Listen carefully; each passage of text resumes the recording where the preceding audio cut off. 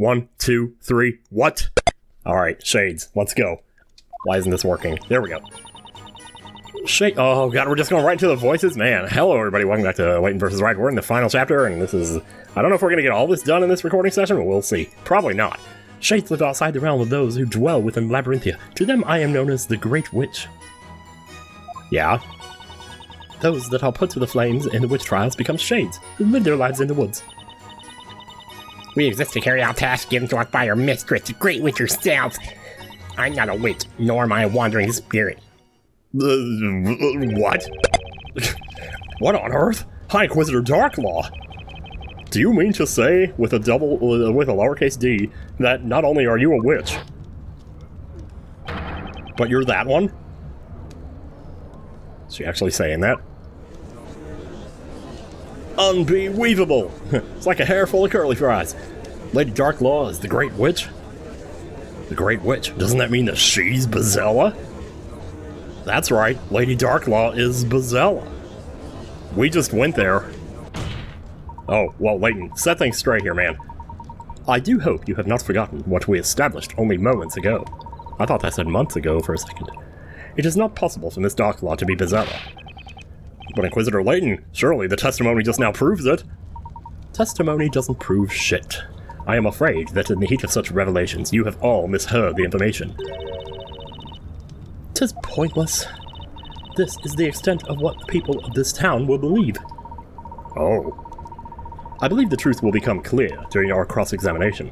Don't you agree, Mr. Wright? Oh, that moment when they're pointing out those 4 cutscenes that play in Tears of the Kingdom, and it's the same one every time, and they get to the point where they all use the word clear, like the purpose was clear. That's when it just, it hurts so hard, man. Because that's when you know that it's just a cut and paste thing, man. It sure feels that way, I don't know. Defender, you may begin your interrogation. Stop talking about Zelda right now, damn. Go play Echoes of Wisdom if you hate them so much. My god. But no, nobody cares about that game either. Just go play randomizers, that's... Okay, shut up. Shades live outside the realm of those who dwell in Labyrinthia. To them, I am known as the Great Witch. To them? Wait, no, go back. We gotta press. Hold it! Great Witch? Demon King? Sacred Stone? That's right. However, I am not Espella. Oh man, I almost lost my accent for a second. Not that I'm that good at it. Man, Lucagen is so good at those though. I was listening to her Great Ace Attorney today. The mistress to those who dwell in the Eldritch Woods is dubbed the Great Witch. But it's just words. I mean, what are you gonna do about it? Even if I wanted to be Espella, I couldn't. As the ever-so-charming Inquisitor stated earlier, I cannot use magic. Miss Darklaw, I have one question, with my arms crossed. What do you mean by live outside the realm? I mean just that, Inquisitor. We truly do live in a realm separate from this town. Now surely one as intelligent as yourself has worked out the answer by now, no? I saw you over there kicking ass. Perhaps I did kick ass, but that remains to be seen, Miss Darklaw. Regardless, 'tis something we cannot discuss with anyone. But it is something that the defense should be able to prove. Ooh, she wants me to. It almost sounds like a challenge. Ooh, accepted. By the way, Miss Darklaw, since you're not actually a witch, you know, why do you continue to be called that? Well, because it's better than being called a bitch. To answer that, I must first discuss the true identity of the Shades. Well, I was kind of wondering about this. I mean, isn't it just all the witches that got or like, you know, sent to the fire, just actually? Those that put, yeah, oh, there you go. Well, she did say that earlier, so yeah, good lord. Well, I was probably too busy talking about Tot. So you're saying that the Kira here right now is a shade version of the Kira from before? That's right, we put her in room 23, let me tell you. Indeed, Defender.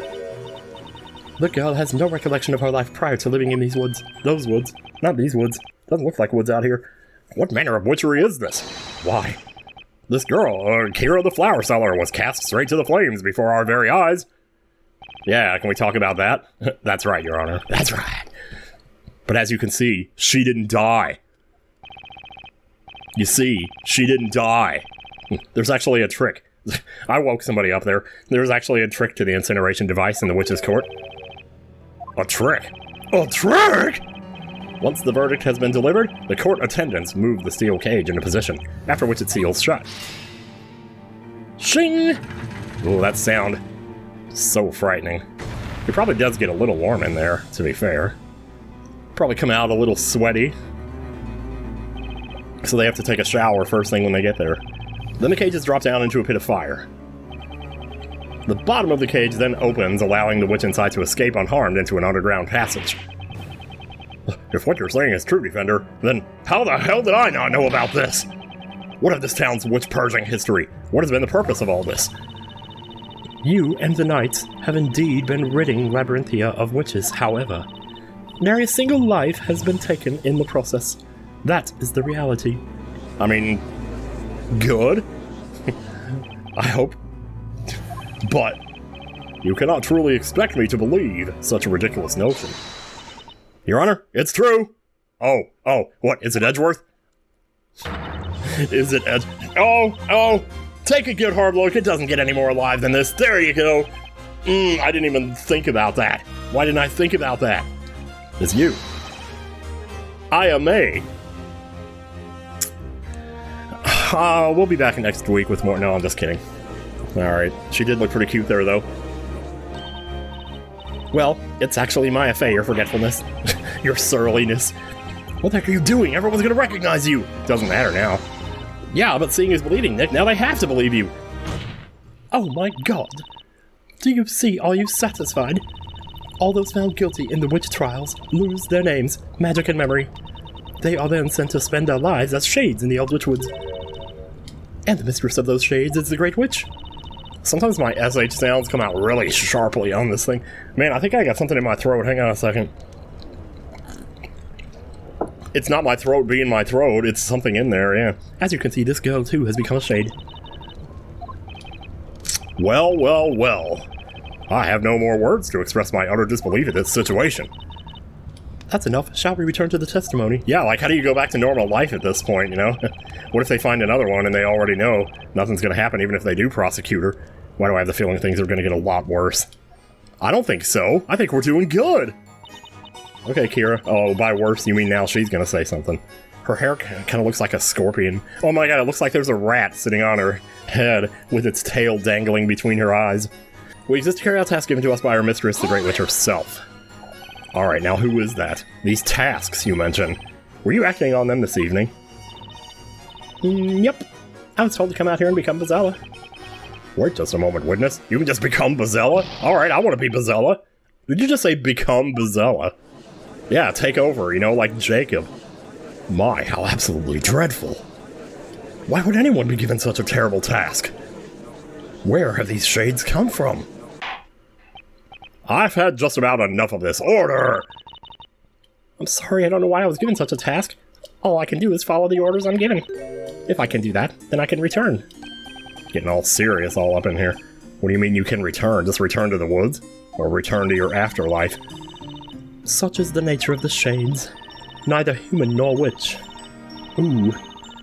Theirs is an existence spent in the shadows. Sorry, I had to look at my phone for a second there. Each of the shades is given specific tasks. Then, upon successfully completing such tasks, they are allowed to return to Labyrinthia as brand new people. Oh. You get to start over, okay. Also, is it me or just is task a really weird word? It just sounds like it would be something sharp, like a tool or like a nail or something. But Lady Darklaw, how can they return as brand new citizens? When we already know who they were. For instance, we all recognize the former flower seller standing before us. Well, that's the thing, you know. Now that, my lord, remains a secret. But a secret you will come to understand sooner rather than... I can't wait! I can't wait to find out! You didn't erase the memory of all the people in the town. Or does the storyteller have the power to do that? I don't know. Simply baffling. The one who gives us our tasks is the Great Witch. That would be you, Lady Darklaw. Oh magnificent one. While this explanation is wrought with much I cannot comprehend, I request the witnesses added to their testimony. Okay. Okie dokie. Alright then. Lady Darklaw was our venerable mistress. She assigned us our tasks. She was the Great Witch. Go for it. So about these tasks, can you give us any other examples? Yeah, clean the toilet, you know. The Shade's task must never be discussed with others, no matter what. We were making some weird, gooey stuff, I remember that part. She says that even though she just finished telling us about all her secret task.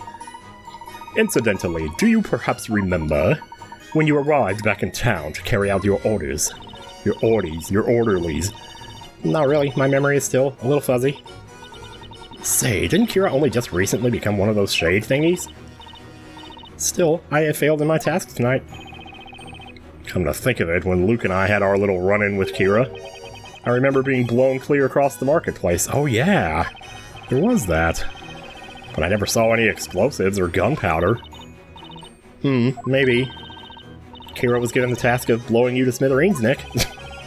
I mean, and we're done. Getting back to this testimony. Okay. I'm sure there's something here that just doesn't add up. Maybe the thing she threw was designed to erase people's memory. I don't think that would be it, but that's crazy. I'm not a witch, nor am I a wandering spirit. Nope, you're just a girl. You really don't have any recollection of your old flower-selling self, do you? I don't. But you were playing with flowers earlier in the animation. Okay, never mind. Maybe well, that doesn't make her a seller, then, you know. But that never goes away, though, those things inside of you, the things you like and whatever. When a witch becomes a shade, they lose all memory of their past life. They lose their memories? Shit, why didn't I hear about this? Well, and yet you still have some grasp of the concept of magic, do you not, witness? Let me spell it out for you. Magic does not exist in the Eldritch Woods. Oh, but there are actually lots of things back in the forest that I've not seen in this town. There are things there you haven't seen here. You know, trees and shit. I think there are trees in the town, like really huge machines, that sort of thing.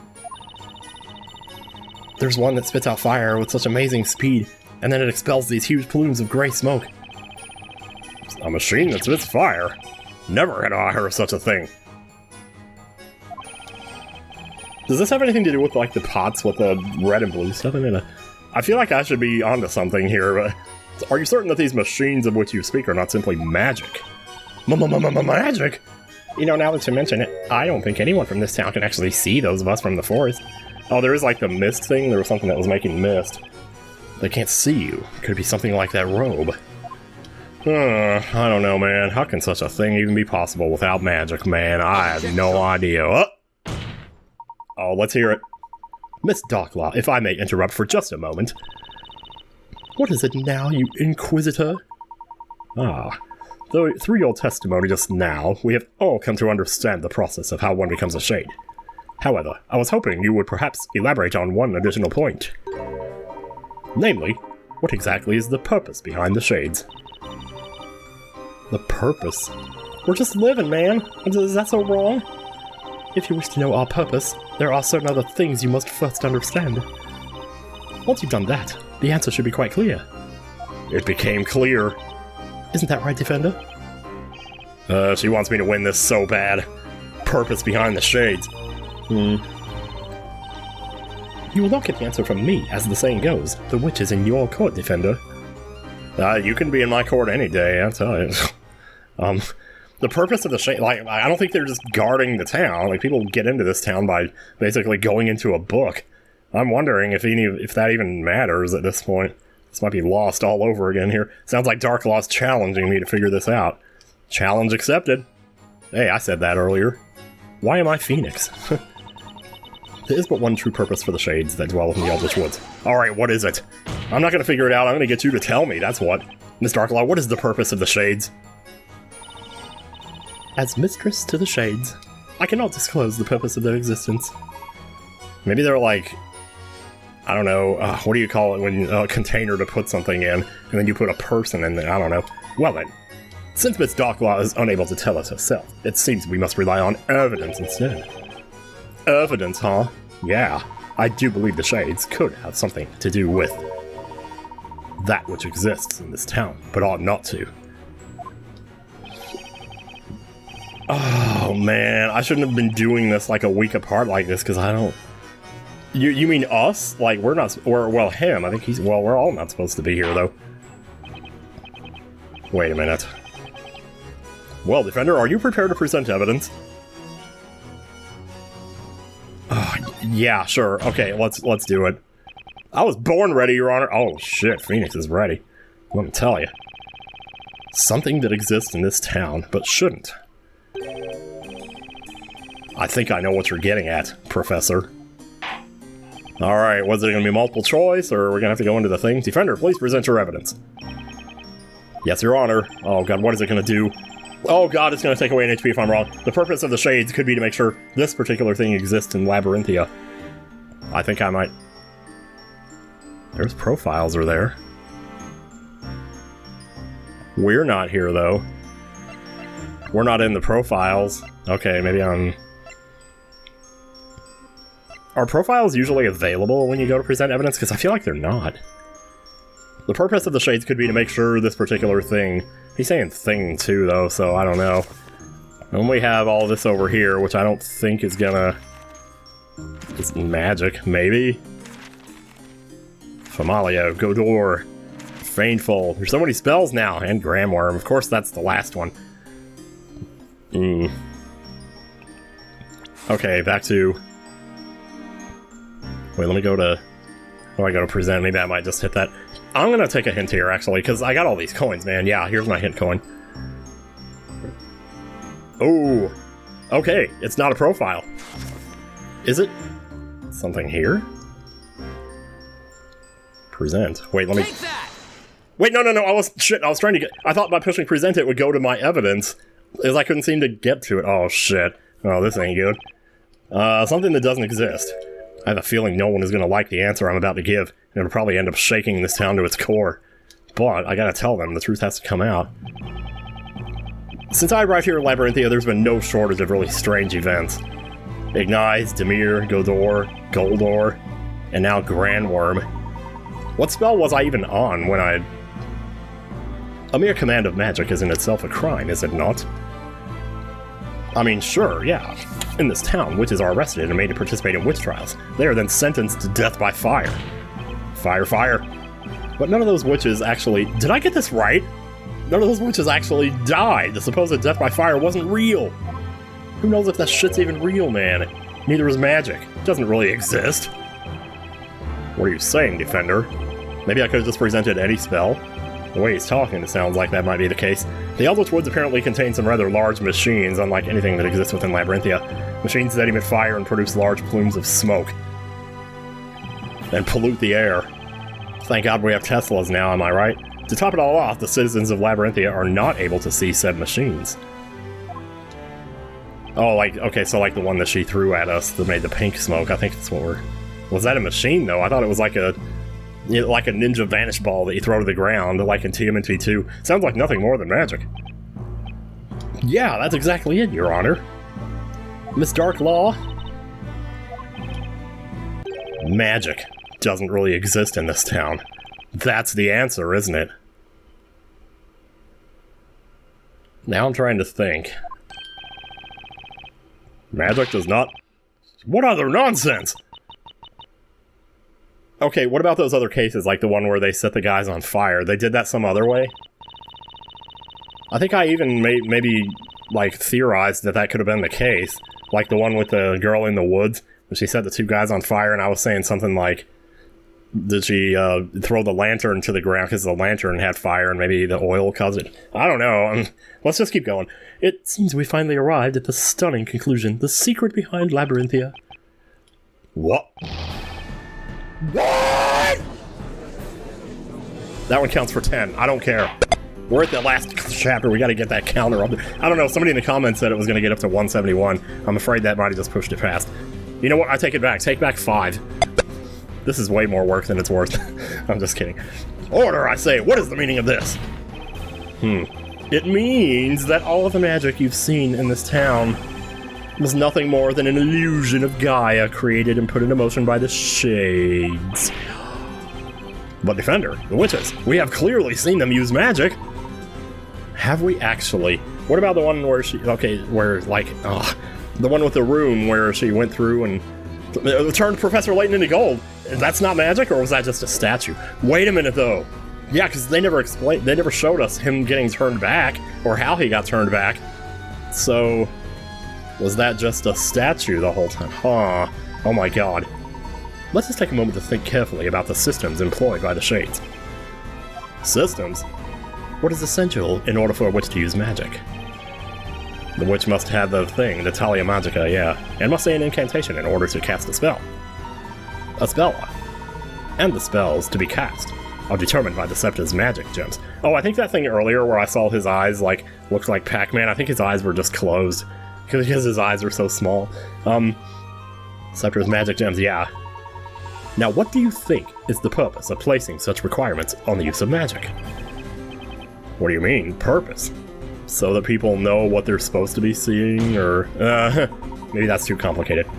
Those requirements are not there to allow the user to cast magic. Rather, the reality is that they are there to inform the shades of who should be using magic. Oh... It is possible that witches were always being closely observed by shades. That's why they donned these robes, to appear hidden until they were needed to create magic. Create? Yeah, create, baby. Oh no. Indeed, there are all kinds of spells within this tome. It would be quite troublesome if they were simply allowed to use any spell at will. My gosh, can you imagine? Yeah, it would make the Shades' job that much more difficult for sure. Precisely so. That is why it was imperative that a certain restriction be placed on the use of magic. Oh, you're referring to Italia Magica.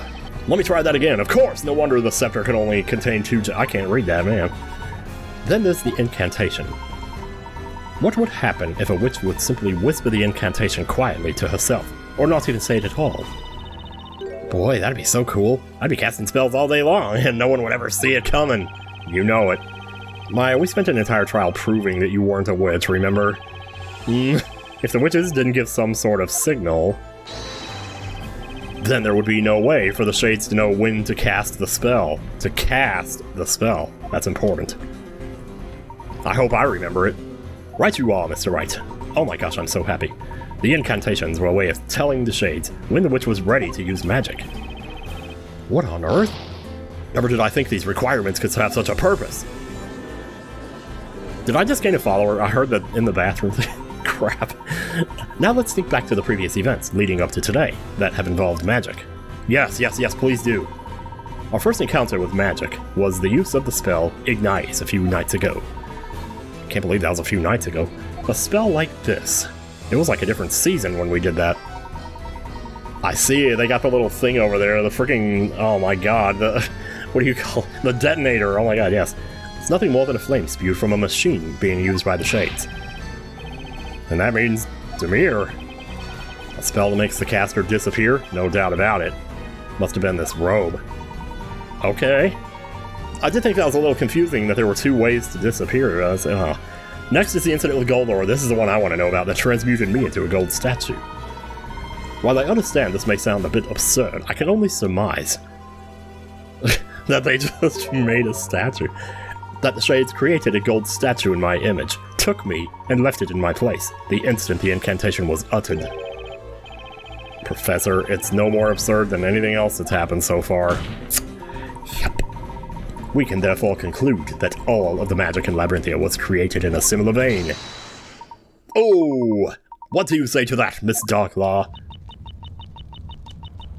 This is a big charade. Big facade. Isn't that like the same thing? I don't know. Charade, actually. Who knows? I'd expect nothing less from you, Inquisitor Layton. Forget that other guy over there. You're the one who's really telling it like it is over here. At any given time, there were between 5 and 10 witches in town. All of the witches were accompanied by Shades at all times. It was easier than you would think. You see, the Shades living in the Eldritch Woods total in the hundreds.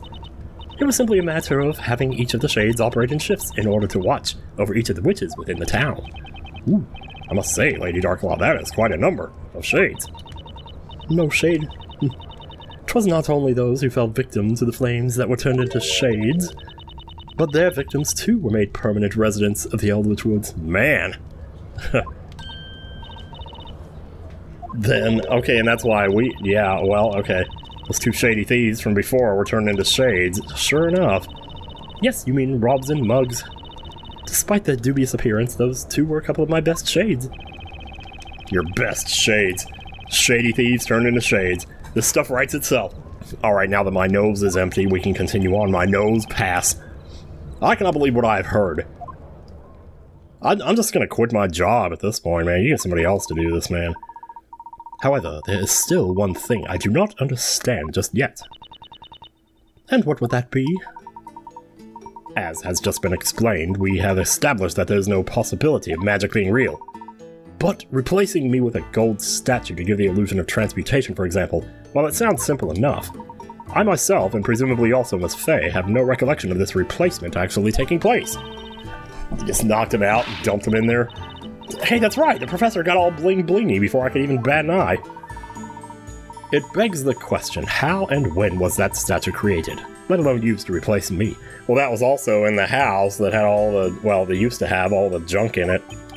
Potions and shit, so they probably just put him to sleep or something. Same goes for Godor. It's supposed to create a portal between two green-colored walls. There was that, too. There was a whole story about that. The kid painted the wall just so that they could do that. Man, perhaps that is exactly why the spell can only work on green walls, Mr. Wright. Still, it'd be impossible for the Shades to get those portals ready so quickly. Yeah, that one part where we, like, presented the Tali Magica because they threw it through the wall and it was on the other side of the thing that landed, or whatever. I agree. If we take a moment to think, we can see that all of these spells have one strange thing in common. A thing in common, uh-oh. Oh boy. Yes, indeed. Almost as if some time between the start and end of the incident was unaccounted for. Furthermore, any memory I might have had regarding the incident seems to have simply disappeared in the process. I got it, Nick. Oh no. What we're about to hear here might actually be the truth, I don't know. It's just like what happened to Kira. She's got absolutely no memory of her life in Labyrinthia. Oh, there you go, okay. I was gonna say, they gotta let her be right about a few things here and there. She can't just be always the comic relief. Yeah, I don't remember this curious speak-up man, yet I call myself that. And oh yeah, when you really think about it, doesn't it seem super weird how the Shades were able to return to town if they complete their tasks? You're right, Maya. I mean, the townsfolk are bound to remember some things about them, right? Like how Miss Kira here threw a major hissy fit in court and was barbecued for being a witch. Barbecued, boy. Eloquently put, Mr. Wright. Thank you. Hence, we cannot yet conclude that this entire illusion was primarily accomplished through the use of machinery. Simply put, there must have been some way of affecting the memories of all those within the confines of this town. And that's where the storyteller comes in. I don't know, I'm just throwing stuff out there at this point. Missing time and lost memories. Now that is interesting, Inquisitor. You are correct. There is in fact a secret that lies within the depths of the Eldritch Woods. Something that the people of this town cannot see. Something that can rob people of their time and memories. 'Tis the very thing that connects all of what you've heard tonight. 'Tis a secret of monumental proportions, I mean. Lost my breath there for a second. I was so overcome with what I said. And let me guess. 'Tis a secret that cannot be revealed by the mistress of the Eldritch Woods, is that right? Yep. An excellent deduction, Defender. She's given us a lot of compliments, man. She's trying to butter us up. So she can go fly off like that guy in case 5-1 or whatever it was. Wait, which case was that?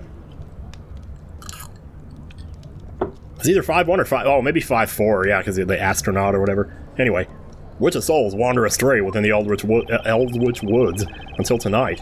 I thought this nothing but a mere fairy tale told to children. But it has become clear that a seemingly large organization lies within that forest. How do you get anything done without electricity out there, man? The Witch's Court is the border between this world and the other world. And that means... In this world, your Labyrinthia High Inquisitor, while also becoming mistress to the Shades in the other world. You're playing both sides. Oh man. Otherwise known as the Great Witch. The Great Witch Long Con. May I intervene for just a moment, Mr. Wright, before you start making more Lost references? I swear to God. In all honesty, there's little something that sticks out as a little odd. Particularly in Miss Darklaw's previous testimony. Did you say the previous testimony? I'd already pushed that out of my head. Oh my God, is that a mood? Yes! There was one vital truth that we managed to take away from that testimony. And you know what it is? You mean that magic does not truly exist in Labyrinthia? Indeed, quite the vital, albeit shocking truth. However, there is one more truth hidden within that same testimony. Something else in that testimony. I must have checked the court record more times than I could count, but I didn't find a single other contradiction. I don't think it's a contradiction. Have you forgotten already, Mr. Wright? There's also consent. That's a Danganronpa thing, but let me explain. When there is no evidence left, We have but one more weapon at our disposal with which to uncover the truth. Oh, hey, I've got it, Nick. Yeah? Remember in a witch trial you can cross-examine 2 witnesses at the same time? Yeah, how could I forget? Hey, that's right, I completely forgot. You forgot about the foots thing? Oh man, you got a better... You're better at coping than I am. Being able to have a look at 2 testimonies side by side is bound to turn up a contradiction somewhere. Alright then. And that contradiction should provide us with a much-needed clue. Let me pick my nose. Oh my god, don't do that on camera. I'm not entirely sure where the professor is going with this, but... I believe in his judgment. Besides, if we're gonna blow this case wide open, it's gotta be worth a shot. I have no idea what we're doing. Very well, we will now take a closer look at Lady Darklaw's previous testimony. This is it, Miss Darklaw's previous testimony. Did I mention Miss Darklaw's previous testimony? There is a glaring contradiction between this piece of testimony and the others. Ready yourself, Mr. Wright. I'm ready. Man, I'm ready. Shades lived outside the realm of those who can't believe. Okay, so we have 1, 2, 3, 4. So like 2 of these contradict each other. Well, okay. I don't remember how. Do I have to like pick one and then pick the other? Let me see. So let me just read all of those that are put into the flames have the witch trial become shades who live their lives in the woods. The Darklaw's venerable mistress, who is assigned her task, she was the great witch. I'm not a witch, nor am I a wandering spirit. There is one true purpose for the shades that dwell in the Eldritch Woods. Ugh, there's a lot of information here. I might actually go for a hint again. Sorry, I keep doing this so much, but I kind of like, with this, what's 2 HP left? I don't know. Shoes. Oh, look at here. Now we just got 2. Darklaw was our venerable mistress. She assigned her task. She was the great witch. I'm not a witch, nor am I a wandering spirit. Like, I almost feel like if magic doesn't exist, wouldn't that mean that witches don't either? But... what is the question again? What is that? Wait a minute. Oh no. I did... okay, well, I thought maybe that was just press or something. The contradiction between Miss Darklaw's testimony and the previous testimonies is right there! Mr. Wright, please wait a moment. Oh, I've never seen this pose before. Perhaps. You would be better served not leaving this up to chance, would you not agree? But Professor, I could have sworn that was it! Well, if anything is going to contradict Miss Darklaw's testimony, you'd think it'd have to come from Kira. Yeah. She only has 2 statements. It is not one, it's gotta be the other. The technical term is process of elimination, Nick. I'm kinda glad I got to see this, actually. Thanks for the pro tip, Maya. That's it, we're down to 1, baby. Mr. Wright, please take a moment to think this through carefully and try again. Got it, Professor. Okay then, here we go. Oh, I love they both say it at the same time. The contradiction between Miss Darklaw's testimony and the previous testimonies is right there. Mr. Wright, please wait a moment. Wait, did I didn't just press the same one twice in a row, did I? You'll be better, sir. That was... oh, this is not good. This is like the shadow incident all over again, but maybe not that bad. That one was actually funny, especially the previously on the following episode. Yeah, I know, it's gotta be the other one. I thought okay. Well, yeah, I did do that one, because... oh, guilty. Wait, who's guilty? I don't even remember. It is a crime to be a witch. We must do everything to erase magic from the world. Let's throw him in the fake fire pit. Yeah, let's do it. You can just go over there and be a shade now, and then you can come back later. And, oh my god. Oh, restart trial? Oh no. Oh no. Okay, here it is. We got the right... Objection. Let's do it. Objection! At the same time. Yo! Here we go. Man, I kept you guys waiting that long to show that shot. Your Honor, there's obviously a huge discrepancy between these 2 pieces of testicle. And they don't belong to the same person. That's the first discrepancy. Miss Darklaw stated that she is known as the Great Witch. However, according to Miss Kira's testimony, Miss Darklaw was her venerable mistress, the Great Witch. Uh-oh. That is correct. She was the Great Witch. Note Miss Kira's use of the past tense. Wow, I didn't even catch that. Past tense, I'm afraid my grammar is not quite what it used to be. May I ask what you mean? No. It's simple, Miss Darklaw was mistress to the Shades, or as they also call her, the Great Witch. Therefore, guess what? She is no longer the Great Witch. She is not the Great Witch? Witness, is this true? Huh? I don't know. Poor thing. It is as you have heard, me lord. Now don't you rewrite history. Yeah? I relinquished my position as Great Witch in order to fulfill the objective of this task. What would that objective be again? Kicking your ass. That would be the assassination of the Storyteller, Your Honor. Oh. Witness, at the beginning of this trial, you stated that you came to town in order to complete your task, didn't you? What's more, you said that you were going to summon the Fire Dragon to do it. Now, this task, it wasn't Miss Darklaw here that gave it to you, was it? No, it wasn't. So then, the most pressing question is, who was it that gave you that task? Who told you to come to Labyrinthia and assassinate the Storyteller? Oh no. I cannot tell you. No matter what. Alright, so Darklaw isn't the Great Witch anymore. Which must mean... Where are we going here? It's not Espella, right? The mastermind behind this entire thing is... It would seem the defense has worked it out as well. I mean, well, in the story, not the person playing the game. No, he doesn't know shit, man. Mr. Wright, you know who really gave Miss Kira her task tonight, do you not? Defender, I ask that you please don't tell them it was me. Also enlighten the court. Show us, let me see a list of characters again, because maybe I'm forgetting about somebody here. Who really gave this witness the order to assassinate... Oh, maybe it was the Storyteller himself. You know what? Maybe it was the cat. Yo! Oh, it's not those dudes. I think it might be the Storyteller, actually.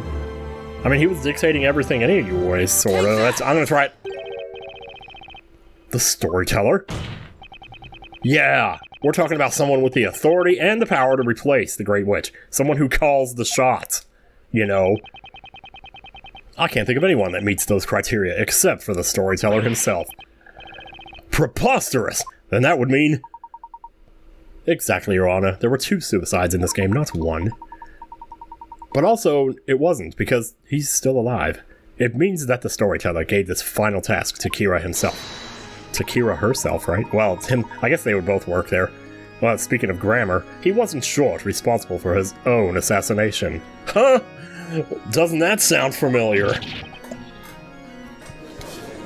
Except for the part where it didn't work, but, you know, I'm not gonna... Just don't. Order in the court, thank God I spoke up here. For what purpose? Why would he plan his own assassination? To trick people into liking him. There I go again. That I cannot say, Your Honor. However, the final chapter of the story does tell of his inevitable death. While he assigned his task to Kira himself, it is perfectly natural that he would do so. However, what is not natural is why he didn't get me to do it. Is your behavior tonight, Miss Darklaw? Oh, wait. Why? What was unnatural about the High Inquisitor's behavior? She was being too nice. You were once the head of all the Shades, and yet tonight you tried to interfere with the Storyteller's plan. You rendered Miss Kira unconscious, and locked her away in the belfry of the bell tower. That, to me, seems like the activity of someone aiming to put a stop to his plan altogether. Indeed. Lady Darklaw, what would be the reason for such behavior? I mean, okay, if we were to believe that she was, like, close to Espella when they were younger, was she trying to... I don't know. Protect Espella somehow. I leave that to you, Mr. Wright. What does Espella even have to do with all this anymore? I'm not sure I know. Based on what we've seen in this trial, the defense believes Miss Darklaw's reason for covering up her actions tonight can only be attributed to one thing. This plan was handed down by the Storyteller himself. And Miss Darklaw was definitely aiming to put a wrench in it, but why? She tried to sabotage the plan, she tried to betray the Storyteller, she tried to protect the Storyteller. I mean, we know the Storyteller's still alive.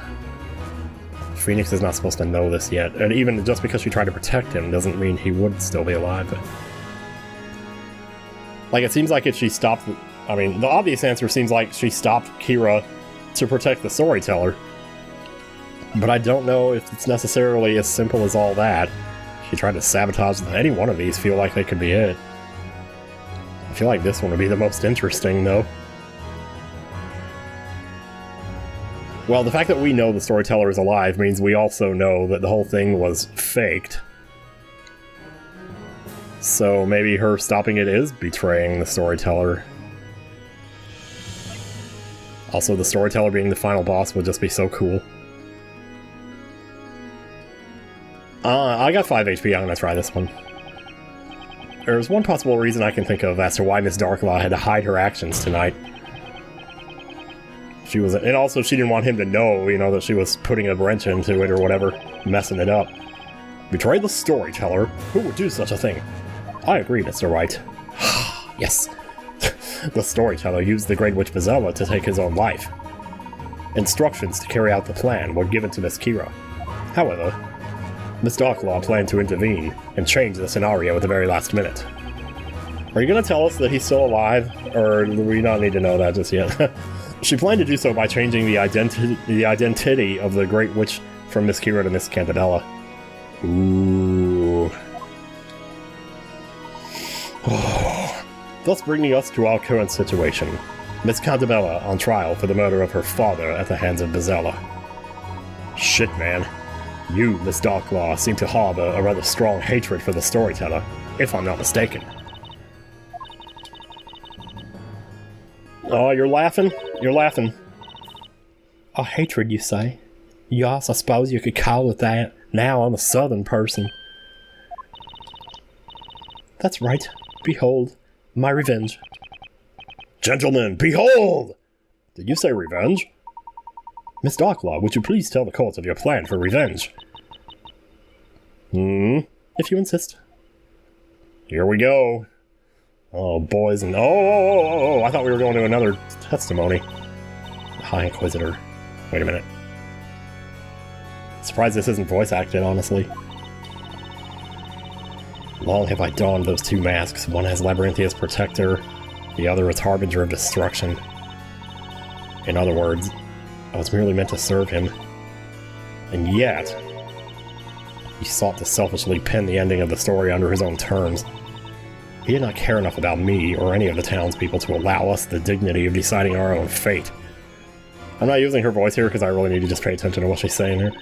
Indeed, what we witnessed tonight, and there I go right back to it, was the cowardly act of a man looking for an easy way to end that which he could not properly finish. He cared for no one but himself, hence the sudden sham of an ending. Damn. Sham Spear, you out there? And for that, I will never forgive him. Well, what do you mean by sham of an ending? Please don't tell me you're talking about this game. The Great Witch Espella is to summon a dragon of fire and end the life of the creator. She will then be put on trial and judged, thus heralding a period of peace and prosperity for all of Labyrinthia. Such is the ending written for this town and its people. She's uncomfortable again. 'Tis not an ending I oppose in principle. Who would not wish a happy ending for their own people? However, the problem lies in Bezella's identity. Bezella's identity? Now stop talking about titties, man. As you know, he probably had titties too. Assigned the role of the Great Witch to this girl beside me who does not have titties. But you're saying that was a falsehood, is that correct?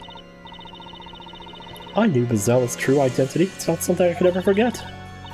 That is why I went to the bell tower, and it is why I took the accused there. I did it to ensure the true witch foretold in the story was given the judgment she was due. Oh no. Oh, but no. Shit. Yes, I speak of none other than Espella Cantabella. I knew it. I was gonna say it, but I felt like it would be stupid. If I was wrong, it would sound so dumb. I've already made enough mistakes for one day here. Man. Objection! Jeez, why would you... Oh my gosh. Miss Darklaw, there is a glaring contradiction in your statement. It has to do with something that I haven't seen yet. And what would that be? Your face! It's supposedly common knowledge that Espella is capable of using all magic. However, that is far from the truth. Magic does not actually exist in this town. There you go. It was all one giant illusion created by the shades. Therefore, the Great Witch Espella cannot exist either. There we go. Oh, I said that earlier, that witches can't exist, but maybe that... Layton was kind of speechless there, which is unusual. Oh my gosh. Let's get this girl back to her life, man. Oh? Oh my god, if this is Espella talking right now, I'm gonna shit my pants. Okay, no it's not. Defender, it was me. You really don't have a clue, do you? Nope, I guess not. But wait just a minute now. Is the defender not correct? If magic does not exist, then it goes without saying that witches do not Oh my god, vindication, I tell ya! And I actually thought of the word. And that would include the Great Witch too, assholes, would it not? Why did I say assholes just now? I thought it would be funny. Because we got plenty of them on this ship. That's right. They've been lying to us this whole time. Bastards. Bastards. Bezella isn't real. Objection, you tell him. You tell him, Layton. Mr. Wright, there is a fundamental mistake in your argument. What do you mean? Please don't. I have but one simple question. What exactly is Bezella? I like this question. Why are you saying what, though? You're not saying who, you're saying what. What? Huh? Well, she's supposed to be the head of all witches. Oh, shut up already. Allow me to reword the question. The Great Witch Bezella is the root of all disaster within Labyrinthia.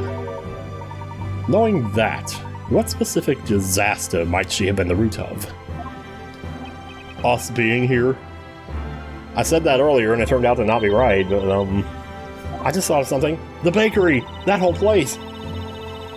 We've been hearing Bezella's name left and right since we got here, but not once has the real Bezella shown up in person. Oh, she's gonna show up as a witness and jump down from the rafters like they always do. Indeed, Miss Faye. Would you get over here? You're so much smarter than you deserve to be behind me, not him. Anyway, Bezella herself has been virtually absent from the story thus far. But Inquisitor, did she not claim the life of the Storyteller tonight? It would appear so, Your Honor. However, there's just one more thing. Consider this. Which particular story is every citizen of Labyrinthia most familiar with? The one that the Storyteller wrote?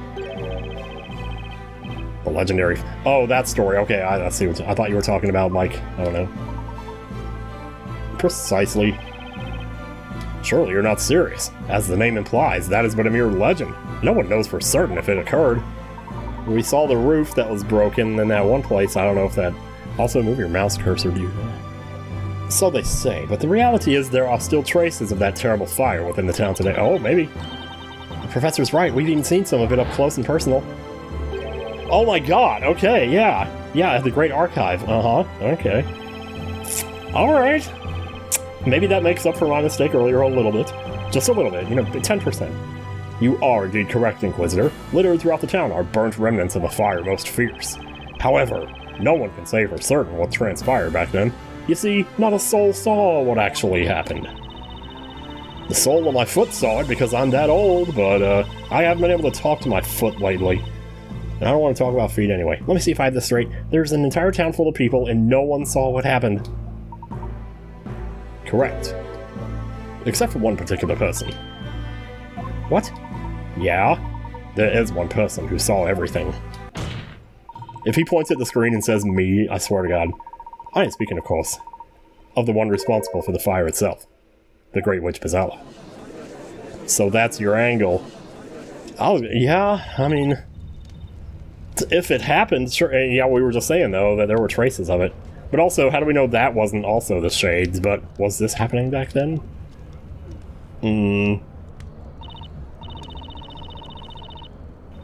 I remember it. All of it. Espella, what are you doing? Oh my god, what are you saying? When I close my eyes... Oh, she didn't have the flashbacks, though. The awful sight of the flames engulfing everything they touched. Ah!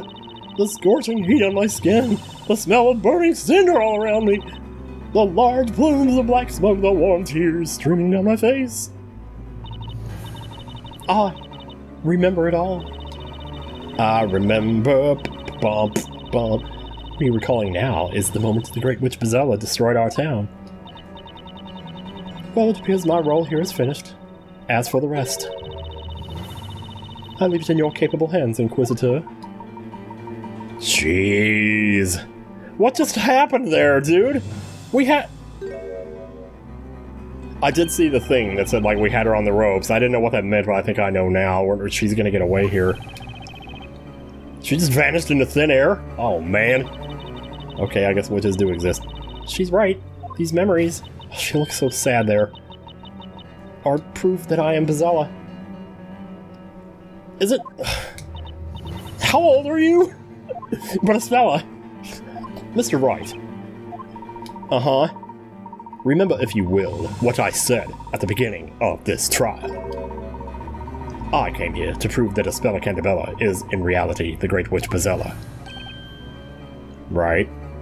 But not necessarily that she did this. There is still one more thing I wish to present to the court. You're actually going to present it now, okay. I would now like to call the final witness to the stand. Espella herself. The final witness. Or the storyteller. Oh my god, if he calls the storyteller, everybody would just flip. Oh my god. Tell me, tell me. Oh, is she crying? Oh. It would appear he has arrived. Oh, I should so cliff it. Ladies and gentlemen of the court, I give you this trial's final witness. He must have needed to set this up before he brought him in. For reasons. Because otherwise we would have been going all over the place. And just like that he appeared. The man who died not hours before. And the victim of this very trial. The storyteller himself. The professor sure chose one heck of a final witness. Morning is drawing closer and closer. How this trial will end is anyone's guess. To be continued. We are not stopping there. I am sorry. We ain't doing it. Let's go. The Horvath is toast. Yo. Good? You want to save? Yes, I would.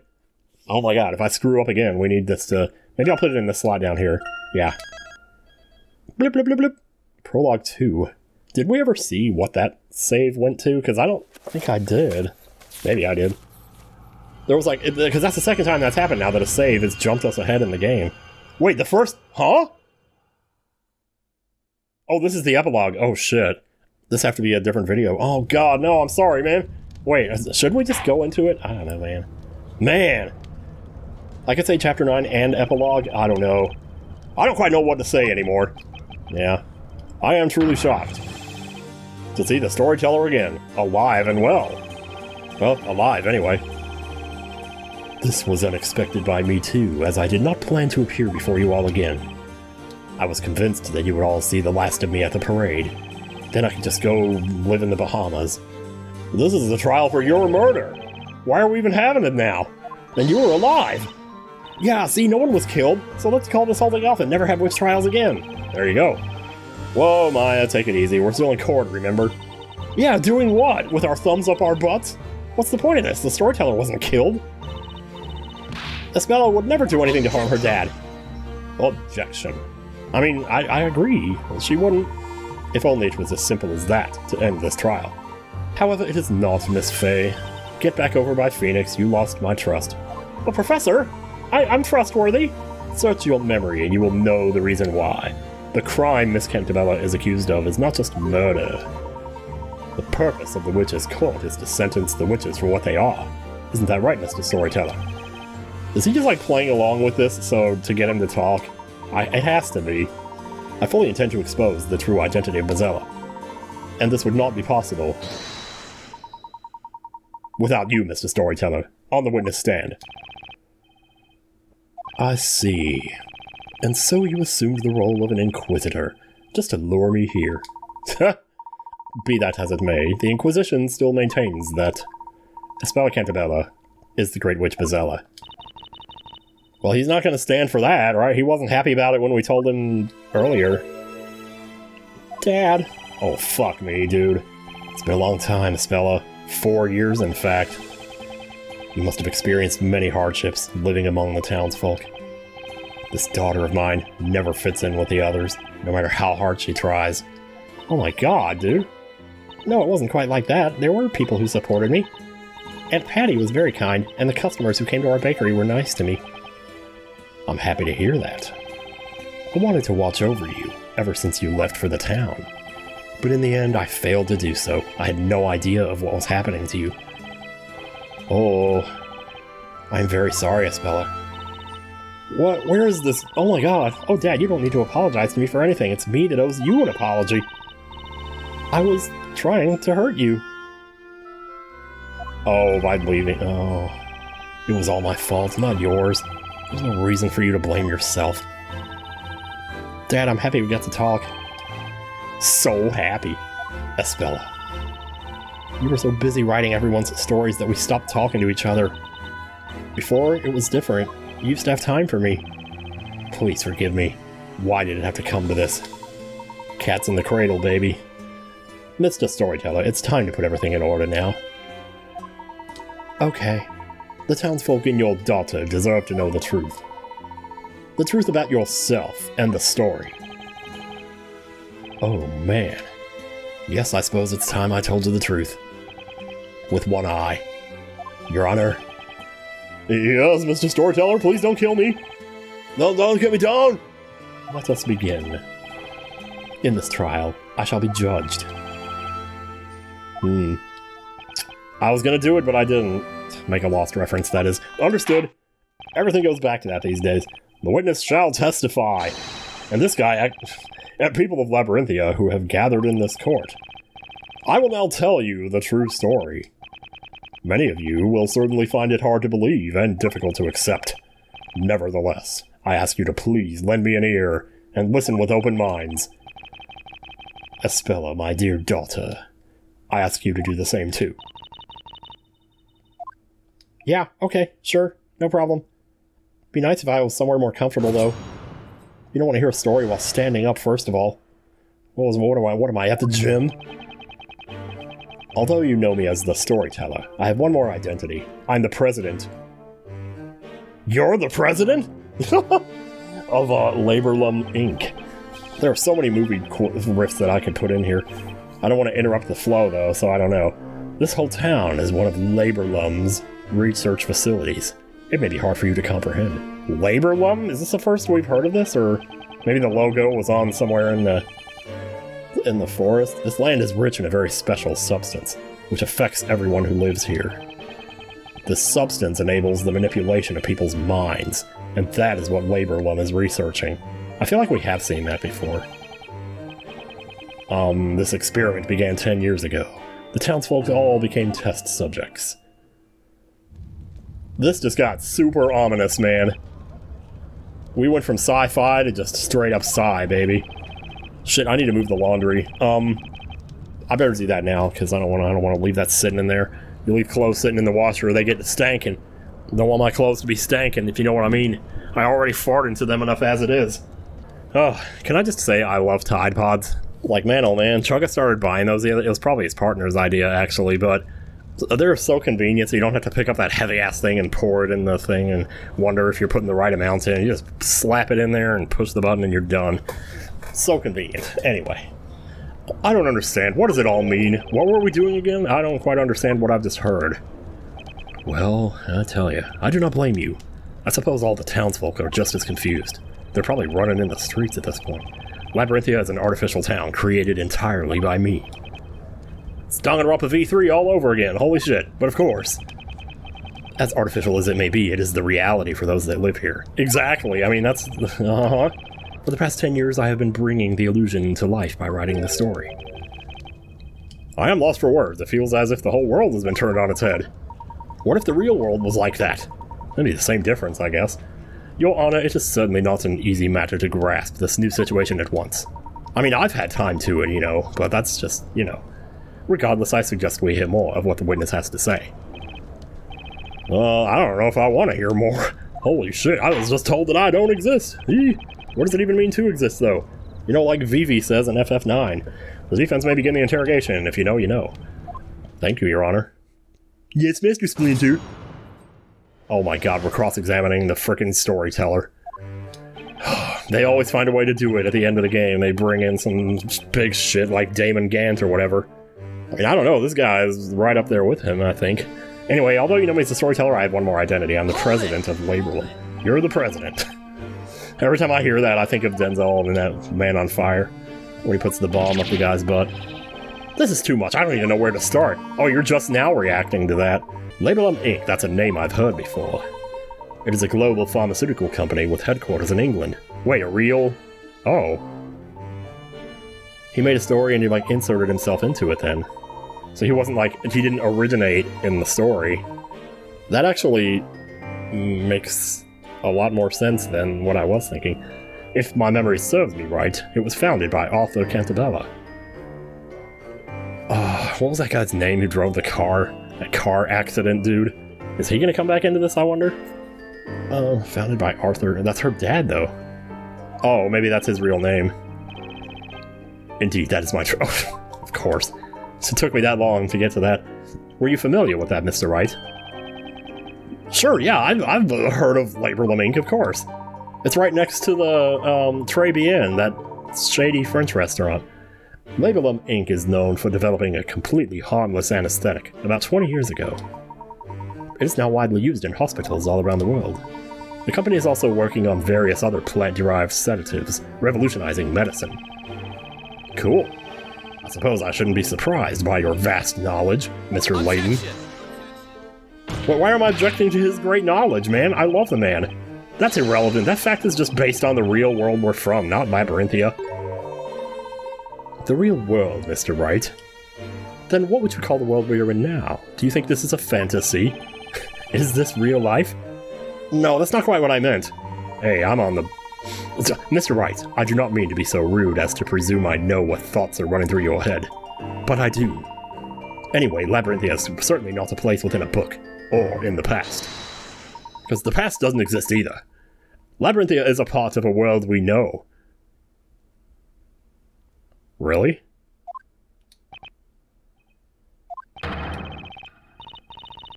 Oh. How could a town like this exist in the real world? It could, though, because we have all these explanations now for the magic and everything. Oh, man, this is like some M. Night Shyamalan shit, man. Do you think it's impossible? Why would that be? Are you saying that everyone would know about an unusual town like this if it existed? It's something like that. Anyway, it would be on a map at least. They got satellites that can take a picture of your driver's plate. Your license plate, that's what I meant to say. No, I'm afraid that cannot be so. Huh? It's like the Truman Show, you know? This town is not marked on any map. It doesn't officially exist. I like this, actually. I like this a lot. This makes things a lot easier to deal with in my head, so I'm not constantly thinking, oh, he has some kind of magic thing where it's just fiction, so we can just do anything he wants. If it's in the real world, that means at least we kind of know the rules, for better or worse. The answer is quite simple. Let's go. This whole town is one of Labrelum's research facilities. It may be hard for you to comprehend. Not anymore. This whole town is a research facility? Hell yeah, dude! Oh my gosh. Man. Yes, this whole area is a private property of Labrelum Inc. Right next to Monsters Inc. So they own all this land then. Nobody really owns land if you think about it. That is why Labyrinthia is not marked on any map, and people from the outside cannot enter. We have taken measures to ensure that this town is not noticed by local residents. What measures are you talking about? A force field, jackass. Consider the fact that magic is supposed to exist in this town. Perhaps special mechanisms that were used to create magic also serve to conceal Labyrinthia. Would you really be able to convince people that magic existed I guess if they were born in a world where it seemed like it did, then they would believe that, but man, that would really mess people up. There are limits to what magic the Shades are capable of producing on their own, after all. Yeah, only so many special effects go around. That is the case indeed. The magic in this town has been made feasible owing to the latest technology, which is indiscernible from magic. Technology? Tricks? I cannot believe this. However, there is one question. There is no industry in Labyrinthia. How do you obtain necessary commodities? Money! Very observant, aren't you? With enough money and determination, you can find anyone. All commodities are regularly shipped in by sea. Wait, are we on an island? Oh my god. A young man once made his way here on a freighter and took Espella out of the town. That was Carmine Accidenti. Hey, there he is. A friend of mine. A friend of yours? Oh, is he in another Layton game? I see. But is something on this scale really possible? Yeah, it is, I'm sure. As you might suspect, it would be beyond the power of Labrelum Inc. to keep a facility this size a secret for so long. Run out of words, man. His Excellence's audience chamber. Labyrinthia is a project co-funded by the British government. Oh boy. You gonna bring the government into this now? But what would be their stake in this? They're just gonna tear the property down in another 4 years for some infrastructure crap. I just saw a video about that. Some guy was looking at an abandoned house, because I've been watching those lately, and this house was like 4 years old and it was already scheduled for demolition. I'm like, what are they doing, dude? It's all because of my beliefs. His beliefs. Yeah. Do you believe in magic? By the way, I almost fell asleep there. Yes, Your Honor. What is a research facility? I've never heard of anything like that before. Oh, we are so cooked. Is that the first time I've ever said that in a video? I think it might be. Ah, yes, that was careless of me. Naturally, you wouldn't know what it means. How long... Well, okay, so how long has this been here? Because that would only... The judge wouldn't know that if he was born here, I could understand, but... Wow. So it makes me wonder, like, how long has this place been here? Did he already say that and I forgot? Anyway, how should I explain? This whole town is my creation. Oh, that's what it was about. Okay. In other words, it's all your story. That makes it all clear. Swing and a miss, Your Honor. Getting back to the topic. Anyway, yeah. There is an important reason why we have chosen to build such a facility here. And that is... Ooh, that was a long press, let me tell you. I almost forgot we were pressing. This land is rich in a very special substance, which affects... Oh god, it's like electromagnetism. It is lost. Oh my god. A special substance. What does it actually do? Sorry I keep... This area has been isolated since ancient times, developing its own unique culture. There are underground ruins on the verge of the town. We found writings there, presumably left by the natives of this land. A bell that was supposed to be there was missing. Oh yeah, when the bell tower appeared. Wait, how did that happen? Did it like come up from underground or something? So you have seen the ruins. I suspected that you would find them. Then perhaps you have also noticed that everyone who lives here has a very peculiar condition? Yeah, they're all stupid as fuck! I'm just kidding. I didn't say that right. To be funny. The peculiar condition, you say? I just can't sit here quietly like a patient old man when you're saying such things. Just what kind of condition is it? You neglected to tell us about your condition. You have every right to know. This condition makes people fall unconscious upon the sound of a certain metal being struck. Oh. You mean like the bell? Pure silver. And so there is not a single object made of silver in Labyrinthia, except for one thing. Now that I think of it, that's true. Just imagine what a disaster a fancy dinner would be if everyone fainted whenever they used silver cutlery. Yeah. This condition is an integral part of magic, or is it integral? I never knew. How so? I think I've made that good joke before, and it's not even a joke. All inhabitants of Eldritch Woods carry small silver bells. It helps them fall asleep at night. I see now. Oh, so like if they get spotted, they can just use it to make them run. The shades ring the bells when they need to create the illusion of magic. Then they do it. Everyone present falls unconscious, and the shades set to their work. Oh, look at where that shade's hand was! What? So that's the secret of the time-stealing magic Darklaw told us about. Oh, she was probably pointing out a bell in the picture. I thought she was implying his hand was on Layton's butt or something, now that they mention it. Show it again? Oh, okay, it's... yeah. Huh. Kira had a small bell with her when we saw her back at the marketplace. Wait, so when we read the book and got sucked into it, was that also... we were just knocked unconscious and taken there? But, huh. I didn't even think about that till like just now. We have been researching this condition at Labrelum Inc. And finally we discovered its cause. It was the groundwater. Water causes it? The groundwater contains a certain unique substance found in the soil in this area. Elementadium. So if you drink that water, you get this silver allergy thing? But of course we've been drinking it. It's impossible to live without water. Of course. That's why everyone who lives here has that condition. Oh dear. You needn't worry. This condition is harmless, especially as silver is unknown to the townsfolk. Something's still not quite right, though. If the sound of silver bells makes people pass out, why don't the shades pass out too? Because they're immune to it?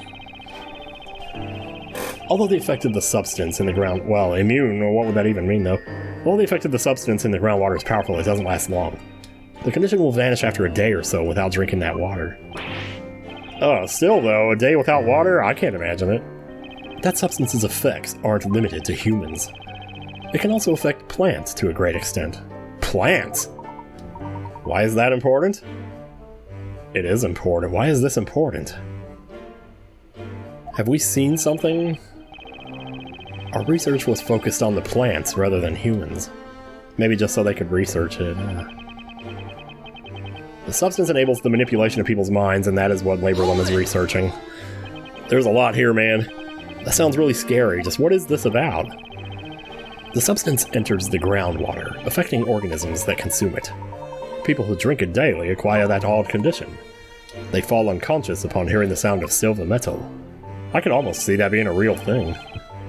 Yes, although the substance in the groundwater also has a tremendous effect on plants. Wildflowers in this area contain a certain poison. Upon my beard! Poison? Don't worry about it. This poison doesn't harm the body. It has the effect of manipulating the mind. So it brainwashes people. How deep are we going with this?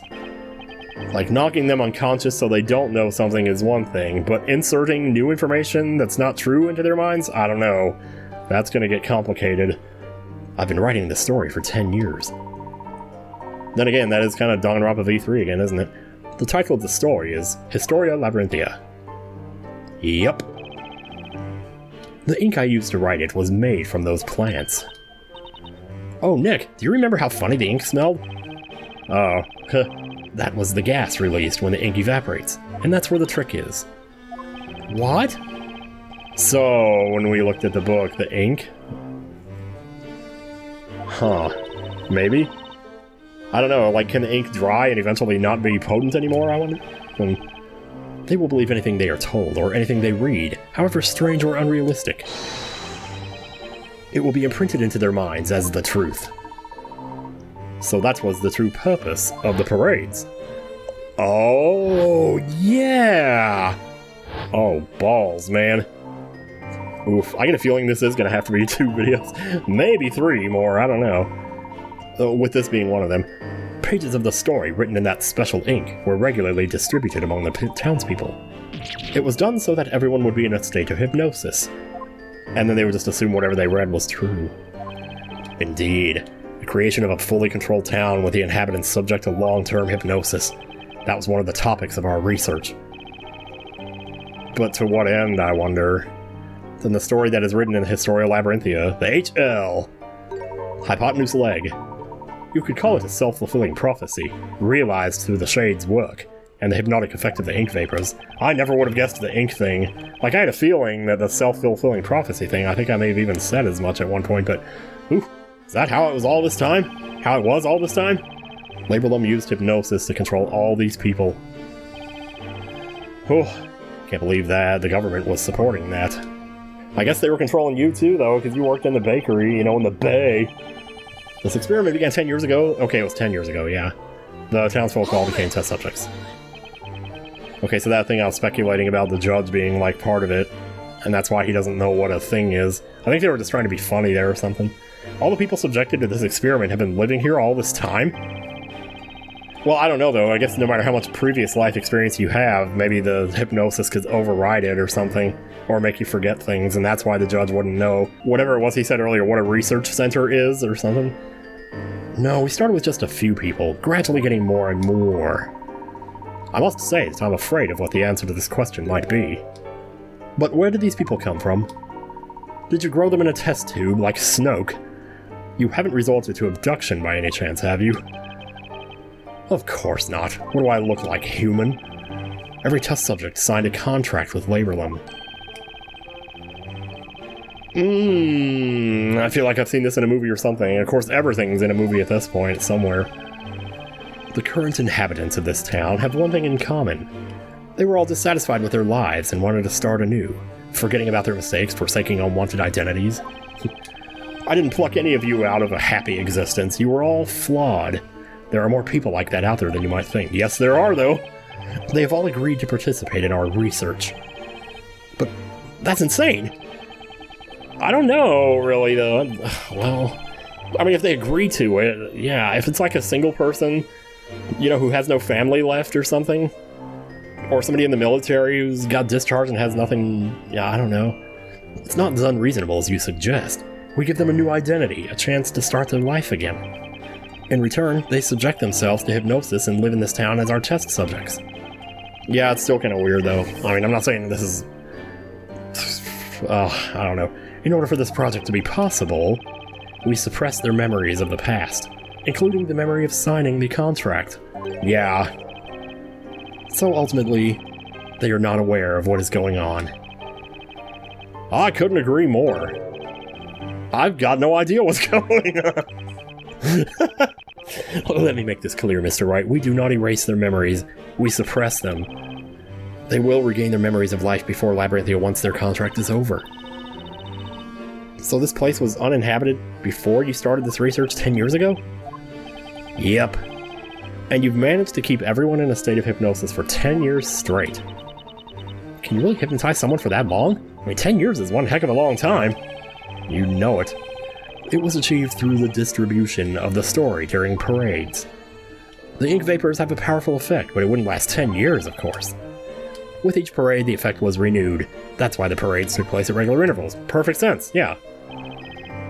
I didn't even consider that the parades, like, had a purpose other than masturbatory, like, hey, look at me. That was the true purpose of that event. Oh, slow fade out there, wow. Okay, I guess we pressed everything. I have been born and raised here. I was born on this island. It was a poor small town with no industry to speak of that had fallen behind the times. Ever since I was a child, I had one friend that was especially close to me. He was a bright boy, curious about the world. His name was Newton Belduke. Okay. Sir Newton Belduke. The Alchemist, holy shit, he looks like Joe Dark. He's got that skinny-ass face, man. Man, it's like 2/3 face again. Except that's more like half face right there. So they were childhood friends. The plot thickens, you know it. He'd always been interested in the unique natural features of this land. There was really nothing here, but to us this area was an exciting place worth exploring. And one day we made an astonishing discovery on the outskirts of the town. We stumbled upon the entrance to the underground caverns, leading to the colossal ruins. And that material, too. Oh, wow. Whoa, look at that, Newton. This is so amazing. I sounded so different when I was young. I was like totally a Ninja Turtle, man. And the strange writing. I've never seen anything like it before, dude. We found ancient writings in the ruins.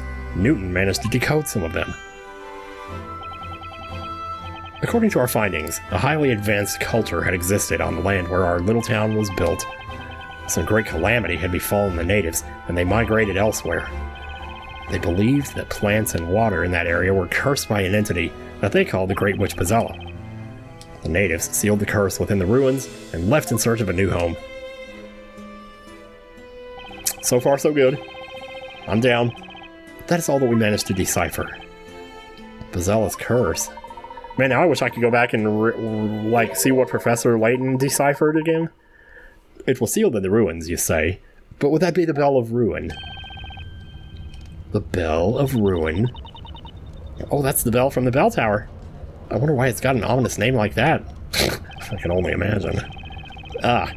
Regrettably, we couldn't get any further information from the writings at that time. Needless to say, Newton and I were very excited by the discovery. It's the way he reacted to the bell, it's almost like maybe it wasn't there back then. Yeah. I might just be reading into that too much. I knew it. This place is special. It has some kind of mysterious power. If we could find out what that is, our humble town would become famous. You know what? I'm going to do that. I will unravel the mystery of this place. Yeah, but then you wouldn't want people to find it. And so Newton began studying the indigenous plants and substances dissolved in the groundwater. On the other hand, I studied economics and management at university in London. I dreamed of bringing prosperity to this poor, forgotten town. I wanted to change it for the better with my own hands. Meanwhile, Newton had succeeded at extracting a new anesthetic from the local plants. Was that the anesthetic which led to the foundation of Labrelum? You got it. Yes, it was a huge success for Labrelum Inc., and before we knew it, we were making a fortune. We wanted the whole world to hear about our hometown. Alas, fate was not kind to us, as we never realized that dream. Ugh, regrets. Everyone in our town had died. All the townspeople perished. Huh. Maybe it was too strong and they had to, like, dilute it somehow to make it work? So what on earth happened to them?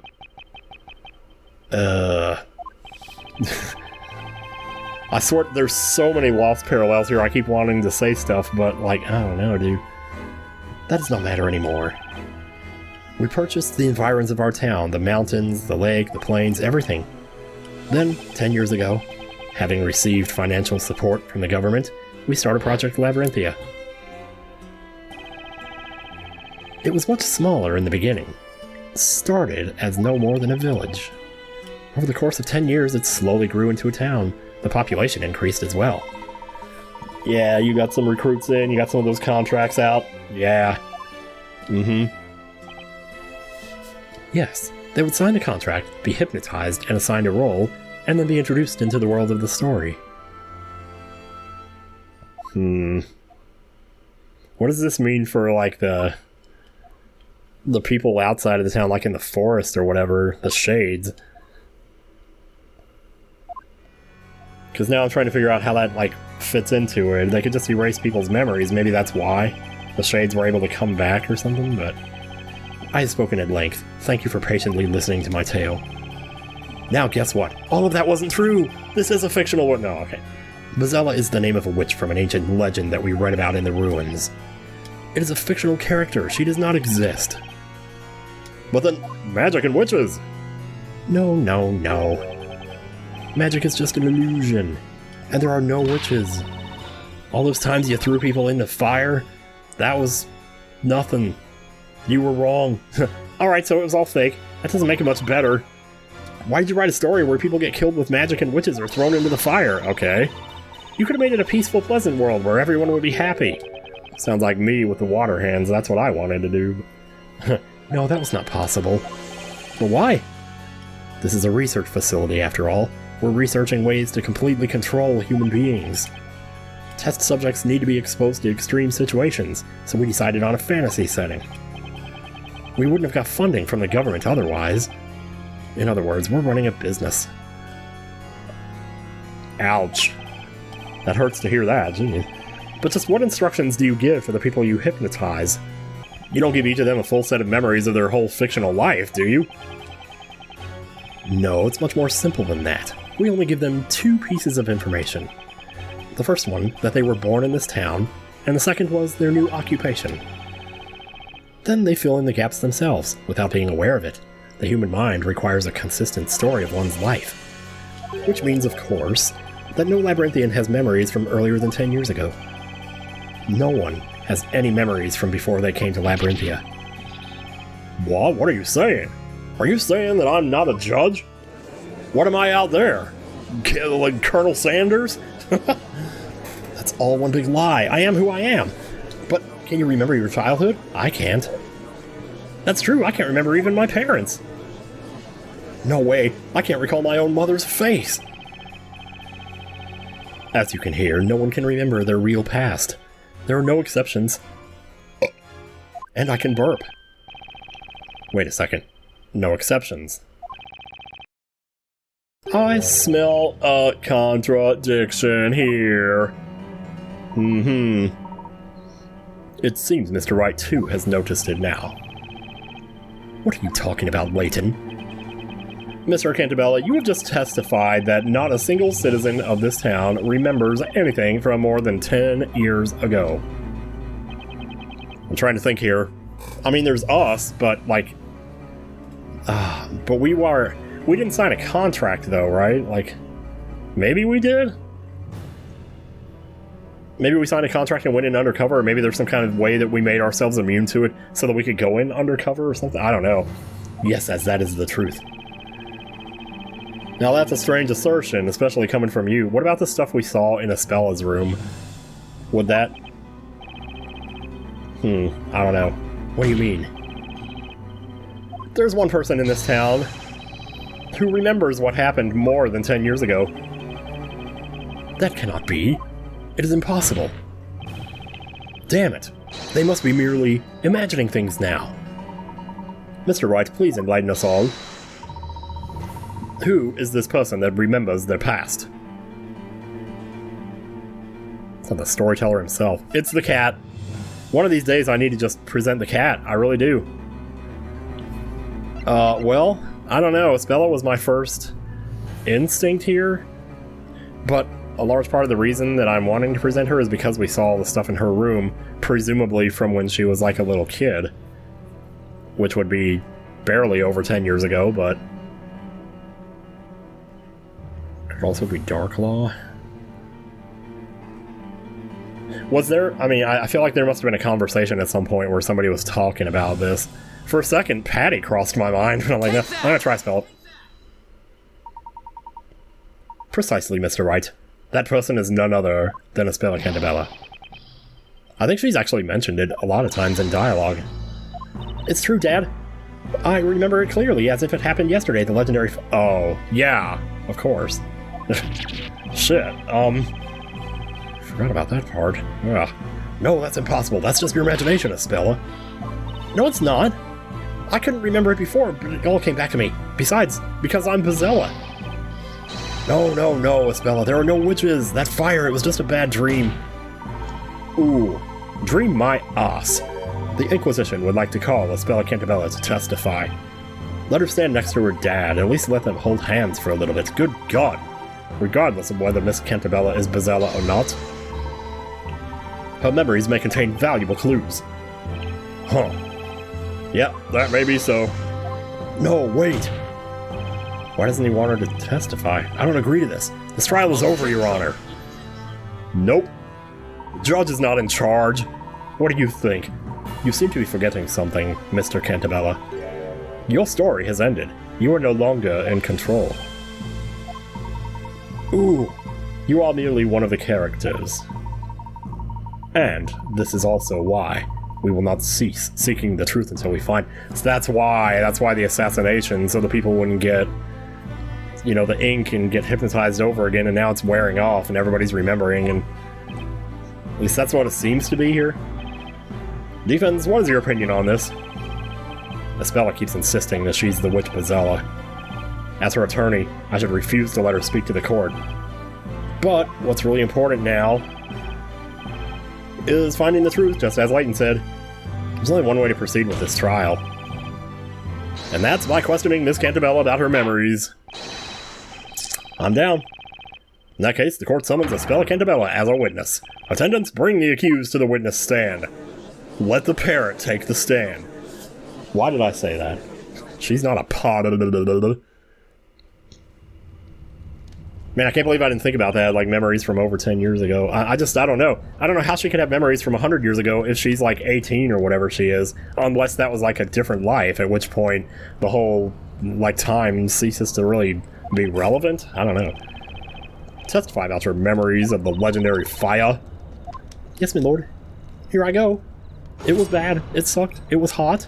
There was a lot of orange, and it came from a dragon. There you go. I was just a little girl then. It happened during the annual fire festival.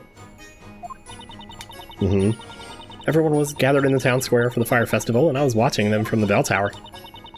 The great witch Bezella awoke within me, and brought calamity upon the town. An enormous fire dragon appeared. I was trembling with fear, terrified by what I'd summoned. Witness, what you have told us wasn't a bad dream or a fairy tale, but what you actually experienced? Yup, it was. Like I have already said, I remember it very clearly. The heat from the fire, the smell of smoke. Espella, what are you talking about? Layton's just like, I got this. The defense may cross-examine the witness. Okay. Thank you, Your Honor. Was there really a huge fire that all destroyed the town? And what about Bezella? Well, something destroyed it, but again, I mean, some of the damage, like the roof and stuff, didn't really look like fire damage. It looked more like, I don't know, just damage from a large object colliding with it or something. I don't know. But then again, that's like subjective, sort of, so I don't know. What about Bezella? Is she even real? Let's find out. The answers are in Espella's testimony. The answers are coming. Let's go. Oh man, I need to put those enchiladas in the oven pretty soon here. I was just a little girl then. It happened during the annual fire festival. Do you remember what age you were then? I'm not quite sure, but I think I was 6 or 7. And how old are you now? Oh, well, we're gonna get that answer here. I'm 18. That means those events did take place more than 10 years ago. You know, just by a little bit. It's very odd that you have memories that old, but perhaps you're mistaken about your age at the time. Aw, Your Honor, no one besides Espella has witnessed the legendary fire, which would mean that the incident occurred before Labyrinthia was created, over 10 years ago. Yes, suppose that makes sense. Huh. Oh, so you're saying, like, that she's the person who killed all the people who originally lived here before they started the experiment? Oh my god. That doesn't make any sense at all. How many times do I need to tell you? There are no witches, no magic. The legendary fire is just a story. This interrogation serves no purpose. Mr. Cantabella. It's so weird to see Mr. Cantabella. You know, it's like that. There's like this song called Promiscuous Girl. I think it's Nelly Furtado. And I used to think they were saying, hey, Mr. Girl. I don't know. My sister thought that was hilarious when I told her about it. The court asked you to be quiet during another witness's testimony, unless you were asked to speak. Unless you want to react to something she's saying, then Phoenix can be like, hang on! Then you can talk all you want. Anyway, everyone was gathered in town square for the fire festival, and I was watching them from the bell tower. So, could you tell us a little more about this fire festival you were watching? Yeah, it seems to be an ancient custom in this area. Fire. The townspeople make a fire offering to the Great Witch Bezella so that she will not bring misfortunes upon them. Well, that turned out real good, I guess. A great fire is lit in the middle of the town square. The festival lasts all night long. Well, that sure looks dangerous. Maybe, what do you think, you're the Who's in Whoville? That's correct, the festival takes place once every year. It's quite magnificent with all the townsfolk assembled in the square. Unless it is a counterfeit memory imprinted in our minds by you. No, this festival has been held here since before I was born. It appears to be a very old custom indeed. By the way, why were you in the bell tower in the first place? That's what I want to know. Yeah. You know, you said everyone was at the town square. Why weren't you there?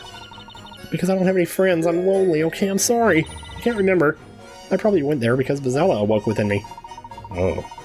Despite having vivid memories of the fire, you do not remember much of anything else that occurred at that time. Yeah, I was at the top of the bell tower, looking down at the people in the town square. Oh, look at her. She's so cute. Someone was with me there. Oh, that's right, it was Eve. Eve, her black cat, huh? I didn't think Eve was that old. Huh?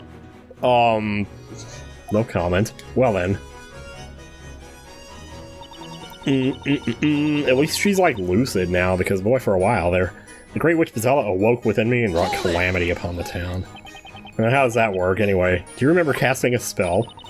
Did No Heart throw a sword? I cannot remember. Ah! We got something. Should we do it now? I'm doing it now, man. I don't give a shit. I'm doing it. Hang on! You look upset, Mr. Cantabella. Was it you? Oh god, he's face-palming. He's face-hugging himself. Pardon me, did you want something? I'd like to know what you think about Espella's last statement. My opinion about all this has not changed since last time. It's all just a dream. Listen to me, Espella. You were not Bezella. There was no legendary fire. Dad, you have no idea how much I want to believe you, but I just can't. I remember what I saw and how it felt to heat the smoke. Magic doesn't exist. It belongs in fairy tales. There are no fire dragons either. Espella seems certain that she saw a fire dragon at that time. What, did somebody hack into the system and implant I mean, as far as we know, it doesn't seem like implanting memories is a thing, just suppressing them. But is it possible to well, nah. I was gonna say, like, is it possible to switch two people's memories? But that essentially would be implanting false memories. It'd have the same effect as implanting would. Anyway, she saw Fire Dragon at the time. However, as long as we do not have any evidence to support or disprove this claim, we cannot make any progress. Do I have any relevant evidence? Anything that would demonstrate that the Fire Dragon... Anything that could demonstrate... Can I look at the court record? Yeah, let me look. Anything that could demonstrate that the Fire Dragon Espella saw as a child was real. There's no way any of this corroborates the bell tower plan, and we've looked at that like 100 times now. Contraption. Yeah, remember when I thought the contraption was what summoned the dragon? Jeez. Invisible robe. Okay, usually I at least have some kind of vibe with some of these. I'm not getting anything from any of these. There's more. I'm gonna go back and say I got nothing. I don't think there's anything I could use. Where does this leave us then, I wonder? I can understand your choice to be cautious with your judgment, Mr. Wright. In fact, I admire it, actually. However, I must remind you that the only way to discover the whole truth is to bring to light the true nature of the dragon witnessed by the accused. Right, and we haven't pressed that one yet, so I think that's a point there. Maybe I overlooked some clues in the testimony? Let's arm ourselves to the teeth with evidence and give it another shot. Alright, but first we need more info. Time to do some pressing. Yeah, I had a feeling. Should I go back and do that one, but without answering the Storyteller? I wonder. Let's just go to number 4 or whatever it is here. And you know, once Fire Dragon appeared, I was determined the future. So yeah, let's hear about this. Can you tell me more about that Fire Dragon? That monstrous image is still so vivid. Oh, it looked just like the one that attacked Dad this evening. I have done something terrible again. It looked the same as the one that attacked Dad this evening? Oh, that's bad. Then you are sure that the Fire Dragon you saw more than 10 years ago and the one summoned this evening were exactly the same. Yeah, they were definitely the same. Oh no, he's doing it again. Yeah, let's check it out. Hang on. Something wrong again, Mr. Cantabella? You said you weren't allowed to talk during this, but it's impossible. There's no such thing as magic. But there is such a thing as a giant plushie that could fly in like a giant Pikachu or something. You never believe me, Dad. I don't know why you have to be like this. There was a time when things were different. Ugh, Espella, what are you saying? Look at them. It's like a common argument between a teenager and a parent. Mr. Cantabella created this town. He knows better than anyone else that there's no magic here. Miss Cantabella. Yeah? Would you mind giving us more details of what you saw? Yeah, sure. I wish Larry Butts was here. I'm sure he could draw us up a picture. Can I borrow... Oh! Speak of the devil! My god. I think it'll be better if I draw it. Mm-hmm. Your request shall be granted. Bring parchment and a pencil for the witness immediately. We got something here. Oh wow, you are a talented girl! Do you have an Instagram? Holy shit, dude. This is it. This is the Fire Dragon that I saw that night. Is this like an optical illusion where, like the thing with the rabbit and the duck, where they're both the same picture, and I only kind of glimpsed of it because it was real. Oh, this music, though. He is still face-palming. I must say, it does closely resemble the supposedly magical creature we witnessed this evening. It does indeed. This drawing shall be added to the evidence. This is a farce. It's farcical. What happened over a decade ago? Was the town really destroyed by a fire dragon? Discovering the truth about the dragon shall be our next objective. So we probably have to go back and present that on the other one. Yes, my lord. Here we go. Oh, there it is. Alright, let's say howdy. Once more. With feeling. Psst. You look upset, Mr. Cantabella. Yep. Pardon me. Do you want something? Yeah, I know. I want you to talk to me about the dragon or something. Yeah. He's like, listen to me, Espella. You're an Espella. There's no legendary fire. Dad, you have no idea how much I want to... You remember what I saw? I felt the sea, the smoke. Magic doesn't exist. It belongs to Fairchild. There are no fire dragons either. Actually, wouldn't it have kind of naturally led to this if we had just... Maybe if we hadn't gone down that route, then we wouldn't have had to do this, but... Like, he had to have seen the drawing when she made it, so I don't know how this is going to convince him of anything, but... Let's try it. I mean, I might be wrong, too. There is always that to consider. The defense will present evidence. Oh, gosh. Evidence? I suppose you mean evidence that will prove that my daughter's memories of the dragon amount to nothing more than wild imagination? No, quite the opposite, actually. On the contrary, I'm pretty positive Espella did see the dragon. What? I thought you had more sense than you. I thought you had more sense than you! Well, aren't we all curious about what the defense has got to show us? Present evidence that proves the dragon... Let's go, man. Slap that desk! It is, of course, Espella's drawing of the dragon that we just saw 2 seconds ago. It's impossible to draw a dragon with so much detail unless you've actually seen it. Yeah. I know a few artists that would beg to differ. Indeed. And it looks very much like the fire dragon we saw this evening. It cannot be a mere coincidence. You can't possibly use that drawing as evidence. And why not? Because it's devastating to my case. Because she could have just drawn the dragon from this evening. It's a good point, actually. Dad, why don't you believe me? I saw that dragon when I was little. This town is my creation. I know everything about it. And I assure you there's no magic. If there's anyone who can tell you what's possible and what is not, it is me, the creator of Labyrinthia. Your overconfidence is your weakness. Basically. And it's preventing you from seeing the truth. But what do you mean? In order to see what is really there, you need to reject biased assumptions and keep an open mind. You are overlooking certain facts precisely because you are the creator of this town. It's nothing short of insanity. Magic doesn't exist, and yet Espella says she saw a fire dragon. It seems like a contradiction. But perhaps it is not. Mr. Wright. Mr. Reed. The solution to this mystery is out there. We just need to find it. Have you ever watched The X-Files? Me neither. Do you suppose you know where it is? Magic doesn't exist. Espella saw a fire dragon. Where is the evidence that bridges the gap between the two? Magic doesn't exist. Espella saw a fire dragon.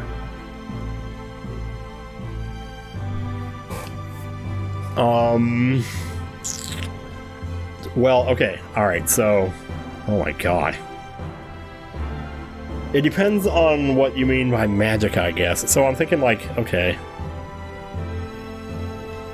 The evidence that bridges the gap between the two. Oh god. She saw a fire dragon. Because my answer to the fire dragon would be that it wasn't actually a dragon. But then... Is there something in the court record? Can I look? I don't see anything here that... Because that's what I was looking for earlier, or something that might look similar. What's the bell tower plan? I don't know. The town itself, maybe? I feel like maybe the bell... I feel like it has something to do with the bell. Magic doesn't exist as well. Because if we assume... And I don't know, I'm going out on a limb here. If the bell is made of silver, which I don't know if we've confirmed that, but ringing it would, like, put the whole town under. You know, for a brief moment or whatever. I don't know how long it lasts, but... But is that the connection? She could have put everyone under and, well... Not really, because, like, aren't we saying we saw the dragon too? Like, everybody saw the dragon, so... Also, it says she saw a fire dragon, not she summoned one.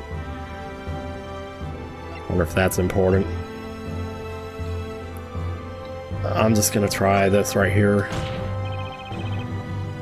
There's only one way to explain this contradiction. Espella somehow saw the dragon, but it wasn't a magical creature. Okay. Then will you just tell us what it was? That event took place over 10 years ago. What she saw then should still be in the place where she was at the time. Oh, I see. Okay, wait, that would be like the town itself then, wouldn't it? Because it has to be something big, like on a building or something. Wait, oh, are you talking about... Wait, maybe he is talking about, like, the bell. Was it on the side of the bell? Maybe there's a... That would be too crazy, though. She wouldn't mistake that for a real dragon, though, if it was, like, emblazoned on the side of the bell or whatever. Also, get your mouse cursor off the screen, dude. Oh, God, what are you doing? Over 10 years ago. The witness was standing somewhere around here when she saw a fire dragon. Am I correct? Yes, Mr. Layton. However, what was it that you actually saw then? Let us see if we can find the answer to that question. They always have something like this. My first thought goes right to that thing outside of the building in Investigations 2. Why not? Go ahead and try. But I've warned you that it's futile. You will find nothing there. Well, it happened a long time ago. Whatever she saw might not be there anymore. And if we want to see exactly what she saw at the time, we'll need to set the whole town on fire. Want me to go get some matches? Oh, God. I may be an attorney, but even I couldn't clear you of the charges if you actually committed such a crime, Maya. I will pretend I did not hear that. Shall we begin? Oh, maybe Layton's starting to see now what it is we deal with on a daily basis. Let us look for the fire dragon. I can't see shit out here. We can see the whole town from here. Look in every direction for something that would resemble Miss Cantabella's drawing. Okay, looking forward to it. Please tell me it's brighter. Oh, man, look at that. How far around can we go here? Oh, it's right there. Isn't that it? Pretty close. Okay, so yeah, I could see maybe... I don't think it's anything up here. It's gotta be that right there. Wait, how do I do? There we go. Espella, what do you think? I don't know. Doesn't look like the dragon I saw. Ha! I was right. Not right. What? It seems so, unfortunately. Oh. Oh, we're not done. I was just testing the waters. Mr. Reed, a gentleman should admit his mistake rather than try to cover it up with an unconvincing excuse. An excuse? That's what I get for imitating the professor. Nick, what was that about biased assumptions that the professor said earlier? They're what prevents us from seeing the truth. Yeah, so let's approach this with our minds wide open. With minds wide open. Try to find the dragon. Oh, why is it so dark? Oh my gosh. I almost wonder if it's the sky. Maybe she saw a bunch of clouds. It didn't penalize me for that, so I kind of... Dude, I'm gonna try the sky. Let's do it. Espella, what do you think? Oh no. I don't know. Doesn't look like the dragon I saw. It's way too blue. I mean, you know, it could have been maybe a blue dragon. It seems so, unfortunately. Oh, we're not done. I was just testing the... Okay. There's like a little white thing down here. It looks like a bicycle handle. I'm not sure. Trying to see. And it also looks like maybe on top of this little column here, it looks like something's sitting there when I turn up a little bit. Is that on the other column too? Yeah, it is. Probably part of the decoration. You know what? I'm gonna try a hint here. I'm really interested in what this would say. Yeah. Bloop. Oh. It just got darker. That really does kind of look like the drawing. I wonder if maybe I was pointing at the wrong spot. Maybe I was down too low. Is there something in the negative space that maybe looks like a building or... Oh, I'd be so fascinated if it were. Because it looks like there's some negative space over here in this little under his neck. It almost looks like a water hand, actually. Then there's like what appears to be a tree right there. That's his mouth. But that's just a tiny part of him, though. She wouldn't mistake a tree for the whole ass thing. I just realized I could actually push these buttons over here to, like, change the view. So maybe I should do that. Let's see what else might be around here. I can't see anything here, man. I don't know. I don't see anything there. Is this like facing the other way? That's the same. Is it the same on all sides? There's like two. Oh, there's a thing there. Yeah, that's the crank button. Oh, there's this. Some trees over here too. Sorry, my mic is like not in the way. This is the only other thing that even remotely looks like anything. I'm gonna try this. Take that! Espella, what do you think? Oh no. Oh no! That's not it either? Was I supposed to say the other option, the town itself, rather than the bell tower?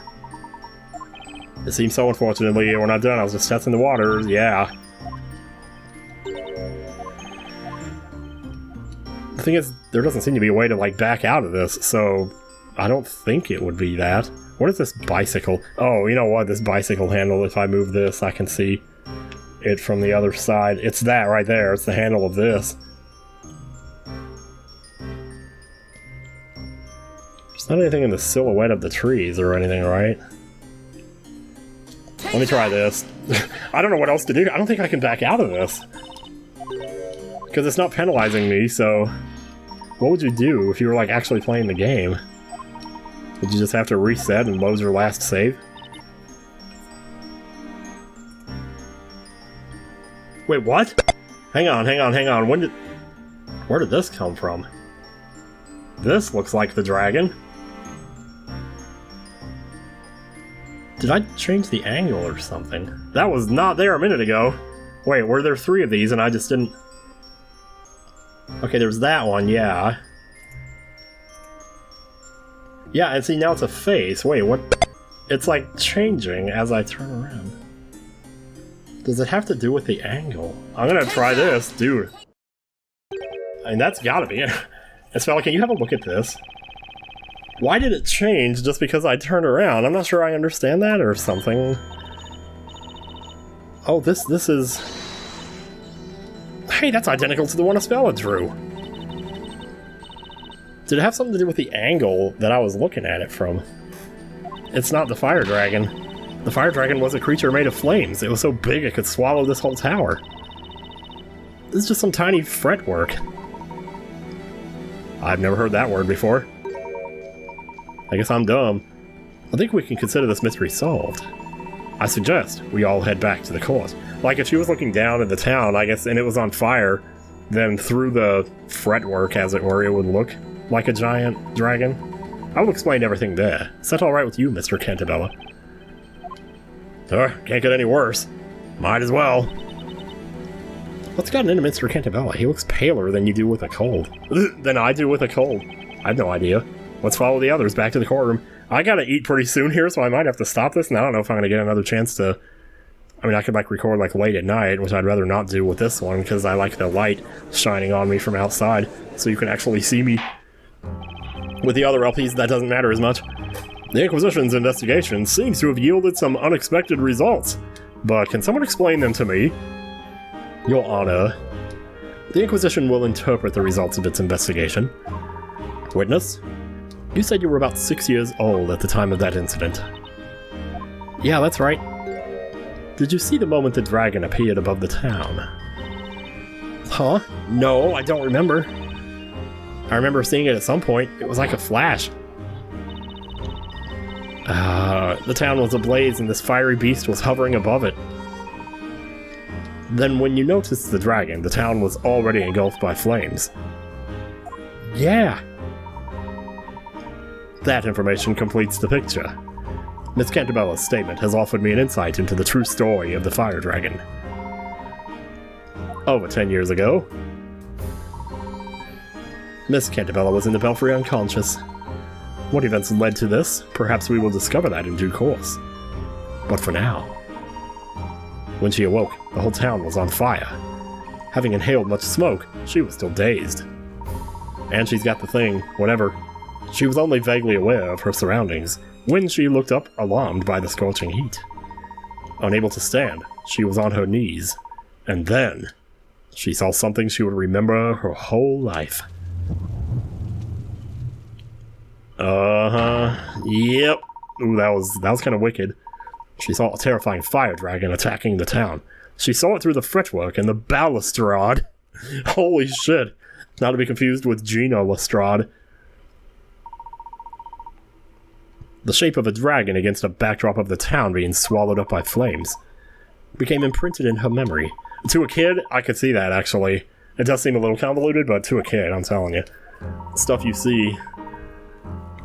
This is what I have deduced. And especially when you live in a place where, like, your memories are fabricated, who knows? Or not fabricated, but suppressed or whatever. It wasn't a monster? This whole time? The whole time! Miss Cantabella, the illustration you have drawn for us bears an uncanny resemblance to the fretwork in the belfry. You saw the dragon when you were confused, possibly mildly asphyxiated from the smoke. That too. There was no magic and no magical beast. You believe a stranger, but not your father. That's so typical of teenagers. You should have listened to me. Why do you want her to believe it, though? Like, gee, wouldn't this be a relief to know she didn't cause all this crap? And now that all the mysteries have been unraveled, can we not end this trial and go home?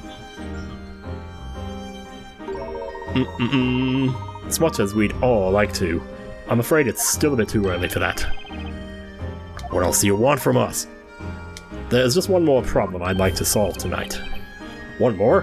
What on earth could it be? Miss Cantabella, we've ascertained that you were in the belfry when you saw the dragon. However, that creates a new question. How did you get there? I didn't even think about that. Yeah, neither have I. Oh!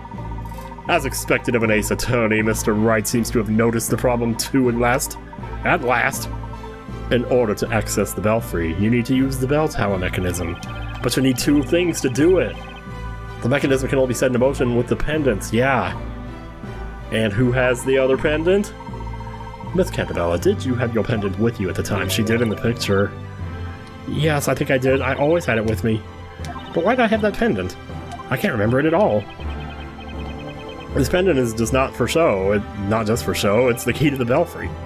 Why was she carrying it around? We must also not forget that one pendant does not suffice to operate the contraption. I mean, I know where the other pendant is, but I'm just kind of, waiting for the right moment, I suppose, to bring that up. Two pendants. Maybe he wants her to admit it. Miss Cantabella, are you certain that you were alone in the belfry? No, I wasn't alone. I was there with a friend. Okay, what friend? Oh, the cat. Dang it. Okay, sure. It's not going to turn out the cat is Darklaw after all. No, let's not do that. Eve, where'd you go off to? The friend you mentioned, was it this cat? It's a long-living cat. Good for him. Yeah, sure, good for her. She's my best friend. We've always been together. Without Eve, I would have been so lonely. That kitty's always appearing out of nowhere to keep Espella company. Of course she does. After all, Bezella is always accompanied by a black cat. Ugh. Oh no. What you saw from the bell tower when you were little was so terrifying that even an adult would have been scarred for life. The town burned in front of your eyes. You thought you saw a fire dragon. You see, your memories have been twisted by the horrors you saw. What do you mean? They've been twisted in more ways than one. Unless he didn't do it to her. Maybe that's just it. Well, was there a way to... You know what, never mind. The dragon you saw wasn't real, and I suspect that the friend who was with you in the bell tower might not have been that cat. Wait. No, I think she would know. Miss Cantabella, the pendant needed to access... Oh, well, because of that, yeah, okay. I mean, there could have been both of them, though. Are you following? If Eve was with you, it would have been impossible for you to enter the belfry. It wouldn't if she was with a friend and the cat, is all I'm saying. Inquisitor, where is all this going? Oh my god, my fist is gonna be red. You have no right to tamper with my daughter's memories. You're one to talk.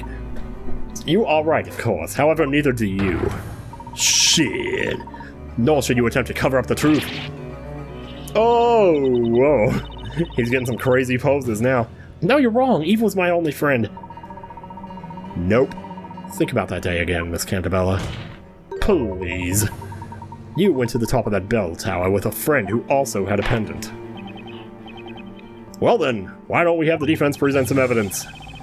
Can you prove that someone was with Miss Cantabella in the belfry that day? I can't. He can. So I'd very much like to see the evidence. Why me? It was the professor's idea. I have nothing on the legendary fire. Why ask me for proof? Huh, right. I suppose you wouldn't have any proof. Not one of us remembers that incident. That antecedent. I've had enough of this, Your Honor. You have no grounds to continue this trial. Blech. Well, we appear to have reached a dead end. There is nothing else for us to do, except eat.